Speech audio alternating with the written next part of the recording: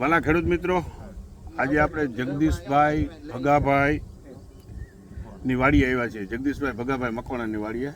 એનું ગામ છે શિવરાજપુર, તાલુકો જસદણ, જિલ્લો રાજકોટ. હવે જગદીશભાઈએ છે ને આમાં ગ્રીન ઇન્ડિયા ખાતર આપેલું છે. તો આપણે જગદીશભાઈને જ પૂછીએ કે જગદીશભાઈ આમાં તમે ગ્રીન ઇન્ડિયા ખાતર આપ્યું અને બીજી તમારી અન્ય પાકોમાં નથી આપ્યું અથવા તો અન્ય મગફળીમાં નથી આપ્યું, એમાં આમાં તમને શું ડિફરન્સ લાગે છે? બહુ ઝાઝો ડિફરન્સ લાગે છે એમાં. બરાબર. તો ટૂંકમાં આમાં ફ્લાવરિંગ અને કોઈ પ્રકારના રોગ કે આ તે કે એવું કંઈ આવેલું? કોઈ વસ્તુને બધી રીતે બરાબર છે. બીજું અહીં તમારે બાજુમાં કપાસ છે, તમે એમ કહો છો કે કપાસમાં મારે 50%થી વધારે ફરક છે, તો આપણે આગળનો વિડીયો બીજો કપાસનો બનાવશું. બરાબર.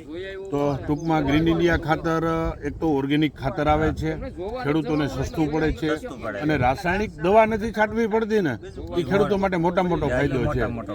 એટલે તમને આમાં 100% રિઝલ્ટ મળ્યું ને? 100%. ઓકે.